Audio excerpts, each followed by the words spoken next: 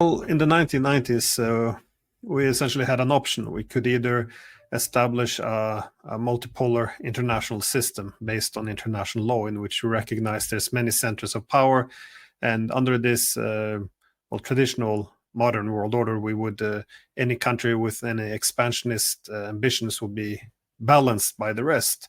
But the international distribution of power was not severely disrupted when they went from bipolar system, and of course Soviet Union collapsed, and there was so much power centralized in the United States. Under such skewed balance of power, we see that the dominant state has an incentive to build a hegemonic system. Now, I've often argued that that Americans' ambitions to develop an international system based on the global primacy of the United States, it could be said to have some benign intentions. The first point is, in the international system, the main reason why we have conflicts is the so-called international anarchy. All states compete for security, and this is why we have these great power conflicts. Now, the American assumption is, if the US is all dominant and no one can contest its leading position, not even if many countries come together, they can't even challenge the United States leadership. And this would have a bit of a mitigating effect on the security competition, a bit like how the United States entered Western Europe after the World War II. We didn't have the same rivalry between the Europeans simply because the US was so much more powerful. So it could reduce the security competition among states. Now, after the Cold War, the idea was, let's do what we did after the Second World War, but on a global format. And so this was how they envisioned the US being a benign hegemon, and also with the US dominating, they would also elevate the role of liberal democratic values, so promote more democracy and human rights in the international system. So you can argue that there was some benign intentions there, which is also why a lot of the warmongers or the neocons who had hegemonic ambitions, they found themselves allied with a lot of the liberal humanitarian idealists who wanted to create a vastly different world in which we transitioned the anarchy of the past.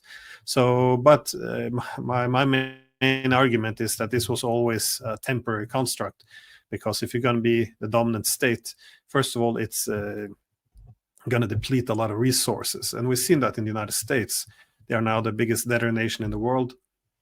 They haven't invested properly in infrastructure, in the development of their of their economy and society. So overall, we're now seeing that the United States is struggling greatly. The whole country is in huge debt. The $35 trillion in the hole, they have to pay $1 trillion a year only on maintaining this debt.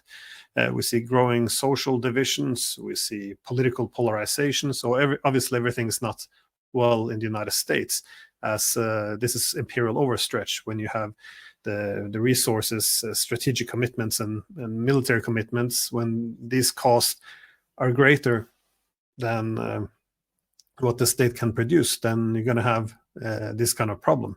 And but this is not the only problem that the US overstretch itself.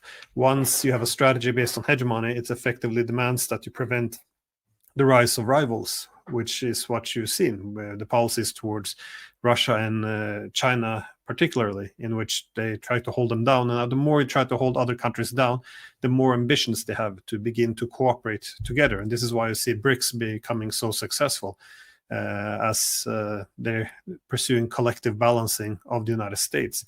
And you see even countries which are friendly to the United States, or neutral countries as well, they're also starting to lean towards this multipolar construct, which you see in BRICS, because they also don't want their foreign policy and their economic ties to be hostage to whatever policies the United States currently has. So does it push to disconnect from the Chinese technologies? Does it ask you to disconnect from Russian energy? Does it want you to implement a very strict censorship regime? Like, all of these things are very disruptive to other countries, but as long as you accept this hegemonic system, you have to adopt.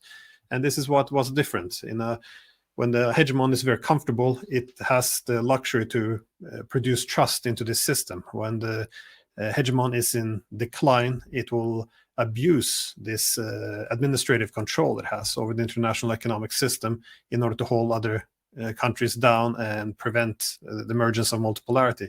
But in the process, they're actually encouraging the opposite, which is why you see now that the harder the United States tries to prevent multipolarity by defeating adversaries or demanding the obedience from allies or even neutral states, the more countries want to diversify away from the United States. And this is what you're seeing now. And the US doesn't really have the same economic tools it had before. So in the absence of them, you see more and more conflicts becoming militarized instead.